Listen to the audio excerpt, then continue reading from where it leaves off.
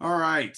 The DOT strategy, DOT. Once again, DOT does not stand for anything. It's just decided what I what I randomly decided to use when I created it. You'll understand what I'm saying here in a second. So you'll see that I have a grid sheet up on the screen right now, primarily because that's what your whiteboard looks like most of the time, right? Okay, it's not a whiteboard. It's technically it's a grid sheet that's approximately like 11 by 14 or something like that, or 8 by 14 size. So you're going to want to devote about 7 inches. I typically recommend using the bottom as your go-to. Now, the reason for that is that if you go to 150 questions, about 7 inches should give you enough. And you'll see what I'm about to say here in a second. The first thing that I want you guys to do when it comes to the DOT strategy is this. How many of you knew, and some people know this, so don't, and some people don't, so don't worry if you're in which category you're in. But how many of you know that you can actually turn off the timer and the question counter on your NCLEX? You can turn off both the timer and the question counter. And I encourage every single one of you to do that. Why? What does the timer and the question counter do? It stresses you out, increases your anxiety. Yes. So if it does that, why do we leave it on? Because we thought that we had to, or we're worried because we're wanting to make sure like how much time we have left. I'm so concerned about the time or what question I'm on. But all that's doing, it's drawing your attention onto something else instead of away from the question that's in front of you. So first thing you want to do is turn off that counter, turn off that timer. Now, how are you going to do that? Because I know you're going to ask. All you do is you take your cursor, you hover it over the top right corner of the, like you hover it over the timer or the question counter. Those will turn yellow. You click, poof, they go away. Now, who's already impressed? I know. I found that out randomly. Someone told me that, and I randomly did that. So that's the first thing I want you to do. Turn off the question counter, turn off the timer, and never turn them back on. You may be thinking, but what if I'm getting short on time? I don't want you to worry about the time. I would rather you spend more time on a question and get it right than rushing through your entire test, finishing it, maxing out on the questions at 150, and then realizing you have 2 hours remaining. Because guess what? That happened to me. My first test that I failed, I got to 145 questions. I left and I was like, how long did that take me? I had 2.5 hours left that I could have taken. And I failed. I was so worried about the timer. I was so focused on what question I was on that I wasn't focused on the questions at all. So turn off the timer, turn off the question counter. You don't need them. You will need to know what question you're on, but I'm going to give you a way that you're already going to know how you're on which question. Okay. So little factoid about the DOT strategy. I came up with it 5 minutes before I walked into my test, the one that I ended up passing. That day, I decided to wear something that I considered to be a little good luck. I'm not superstitious. I don't believe that things have magical powers that give you good luck. What I do believe, though, is certain things that you have where or like you do something different that day does make you feel a little better or a little more confident. That's what I think is the good luck. And what I decided to wear that day, and I also wore this to my test that I did and that I ended up doing fairly well on, the GRE that I told you about back in May, was a fluorescent lime green Seattle Seahawks jersey. Now, I'm a Seattle Seahawks fan. I am nuts over them. So anybody who knows me, they're like, yep, that sounds like that's what you would have worn to your test. But I want you to keep that image in your head because it'll come up later. Trust me. All right, so things that you need to know about the DOT strategy. You're going to need to give 7 inches, preferably the bottom of your whiteboard. And no, this also implies that you should not be getting extra whiteboards. Now, I'm not saying I'm not telling you don't ever get extra whiteboards. If you do need it, then that's fine, but you're going to have to really keep track of where you're at with your DOT strategy if you're using it. Okay, so what I'm about to describe to you is in the situation of you have only gotten one whiteboard and you're not doing anything else. Okay. First thing you're going to do is you're going to go on the far left side of your whiteboard and you're going to write 1, 2, 3, 4, 5, and 6. Go to the far left, write down 1, 2, 3, 4, 5, 6. Reason is select all the apply questions can have up to 6 answers. So I want to account for everything. So what you're going to do is a dot. Well, actually, let me explain it this way. You know how in UWorld you can cross out an answer, right? Mm-hmm. Now that's great in UWorld because you're like, I've crossed it out. I know that it's no longer an option. But for me, when I can't cross something out, I still consider it an option. Mm-hmm. Anybody else? Yeah. Yeah, it's a pain in the butt. I hate how my brain works like that. But you are able to cross out in UWorld, but you can't do that in the NCLEX. So what the dot strategy does is it gives you a visual representation of an elimination. Here's what I mean.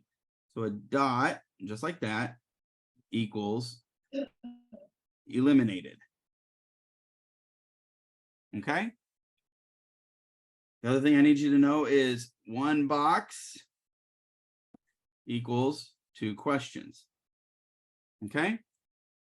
So let's say we're doing the method and we're going through where this is a multiple choice question. So we compare 4 to 3, and let's say we say I'm eliminating 3. Put a dot right there. We move on, we compare 4 to 2, and then I say, let's say I say 2 is incorrect, so I'm going to eliminate 2. This is telling me that I've eliminated those answers. It's that visual representation. I can't cross out anything on the computer in my NCLEX, but if I can do this, that's at least telling me that I've eliminated that as an option. Okay. I compare 4 to 1, and let's just say I say 1 is incorrect, and I select 4. Check mark indicates that that's the question that I selected. Okay. So now we move on to the next question. Let's say I eliminated 4, 2, and 1. So 3 is my answer. Now let's move on to the third question. Select all that apply. Well, let's select all apply. You can have multiple options, but you still want to cross stuff out because you don't want to consider it anymore, right? So let's say 6 was correct, 5 was correct. Let's say 4 was wrong, 3 was wrong, 2 is right, and 1 is wrong. Okay. Now let's say you guys might be thinking, okay, that's great, but even the traditional questions and now next gen questions, they're not always in multiple choice or select all that apply format, correct? Well, here's what I'm going to tell you to do. I need you to track every single question. Do not skip a question, okay? Don't skip tracking a question. I know you're not going to skip a question actually, but don't skip tracking it. You have to track your questions. This is how you're going to keep track of what question you're on. Okay, so let's say the next question you get is a math question. You do the calculations and you have to actually type in a hard number. Well, you can't do the dots or the check marks now, but what you can do is still keep track of that answer. So what you're going to do is you're just going to write the word math. That's telling you question number 4 is a math question. All right. What if it's a drag and drop? You know, drag these from here to here and put them in the correct order, right? Okay. You're just going to write the word drag. Math, drag and drop, and then the last one that's typically in the traditional questions is called a hotspot question, right? Where it's like you see a picture of a baby and it says put an X where you would check for a pulse, right? For those ones, you write the word hot S. Okay. Now, why am I doing it only 4 letters? Because my brain didn't want to do more than 4 letters. Sorry.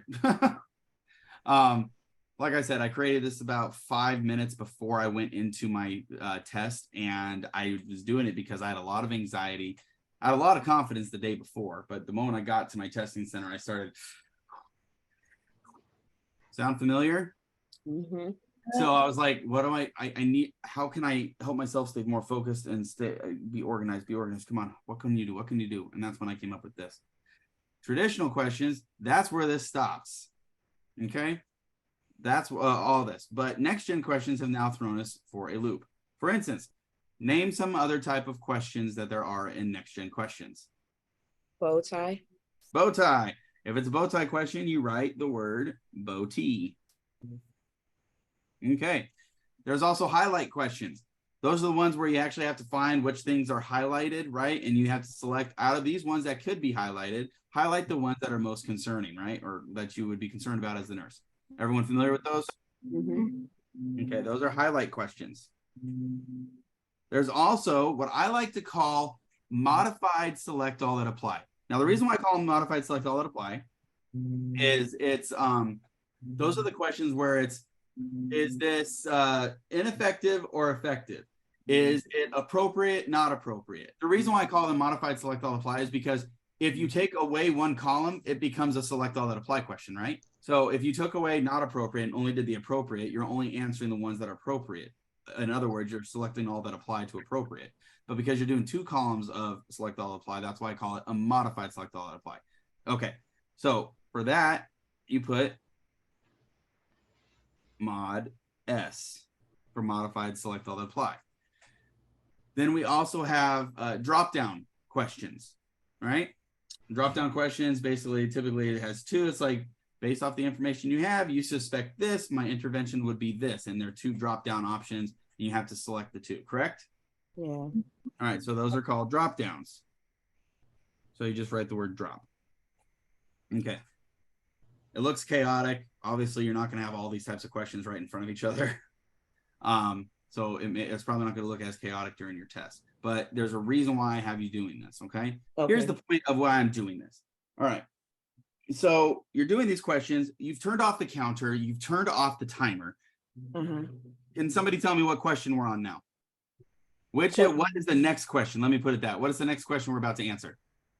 There 11. You go, 11. Yeah. Okay. So how many questions do we tell you guys to do in your quizzes before you take a break? 40. 40. So let's say that gets us to 40 right there. Okay. I do that just to get through it a little bit quicker. I'm not going to do 40 questions. So we tell you to take a break, but I don't want you to taking your time every single few questions. You're like recounting. What question am I on now? What question am I on now? What question am I on now? I don't want you doing that. What I want you to do is have a visual reminder of, hey, you've done 40 questions. It's time to take a break. So how you're going to do that is it's 2 questions per block, right? So how many blocks should I count out? Per 1 block per 2 questions. I need to go to 40 questions. So how many blocks? 20 blocks. 20 blocks. There you go. So let's say this is the 20th block right here. Okay. Above that, this is what you're going to write. Break. So you know when you do this question right here, I've answered that question. It's break time. It does not matter if you've taken 25 minutes to get to that question or if you've taken an hour and a half to get to that question. Take your breaks. That is highly important with the dot strategy. Take your breaks. And the reason is you have to give your brain time to decompress a little bit. Sitting there for a long period of time, you know what happens? Gravity starts working against you. Gravity likes to pull things down. Now, your body can only do so much, but when it's not moving, that means the blood does not move. It's it doesn't move as fast as it was moving before. It kind of starts going with gravity and just kind of like, okay, I'm just gonna have to work harder to get up, which means your brain's not being perfused as effectively. So when you take your break, you need to take your break every 40 questions. If you're like, it's so hard for me to get to 40 questions, okay, take your break every 30 questions. So go to the 15th box and write break. Okay, every 30 to 40 questions, you should be taking a break. Now, what are you going to do on your break? But you have 5 to 7. We tell you to take 5 or 7 minutes. NCLEX will give you 10 minutes to take a break. We still tell you to take 5 or 7 minutes. The reason is because you never know if there's going to be 1 or 2 people in front of you while you wait to get back in front of your computer. You don't want to. So we're telling you, give yourself a 3 to 5 minute leeway to get back in front of your computer. So what I recommend you doing, because I don't think you're going to be splashing your face for 5 minutes. I mean, maybe you are. I don't know. It's go out, go get a water hose and shh. No, what you're going to do is my encouragement is to move. I told you guys the other day in our last group session that I want you guys to laugh, and laughing releases endorphins. Endorphins decrease anxiety, correct? And then I showed you a very interesting picture, correct? Who remembers the picture? You in a cheerleading outfit. Yes. The other thing that helps release endorphins and decreases anxiety is exercise. Now, I'm not telling you guys, make sure you bring some weights with you to your NCLEX. No, what I'm telling you to do is move during your breaks. Now, remember, I started out talking about the dot strategy by telling you I was wearing a fluorescent lime green Seattle Seahawks jersey. Who wants to take a wild guess of what I was doing during my breaks? I was doing karate moves. I was doing punches, chops, and kicks in the hallway, surprisingly in front of a lawyer's office. But I would then drop down. I would do push-ups. I would do sit-ups. I would run in place. I would do jumping jacks. I would do anything because I just told you that your brain is not getting properly perfused. So if I do all this exercise, what's going to happen? Your blood's gonna start flowing faster. It's going to start flowing faster. It's going to get to my brain. I'm going to feel refreshed. My brain is going to be like, whew, finally, I got some oxygen. Then you're going to come back to your seat. You're going to sit down. And the first thing you're going to do is count out 20 boxes. Now, how wide your paper is, your whiteboard is, you're probably going to go this way a little bit for boxes, and then you'll drop down. So when you drop down, you just, you do the 1, 2, 3 again, and so on. And then you'll count out 20 boxes. Let's say the box now lands here, and you're going to write break again. Now you know when your second break is coming, because we tell you guys, how many questions are you preparing for? All of them. Don't go in there and say, oh, I'm going to shut off at 85. No, you are training for a marathon, not a sprint.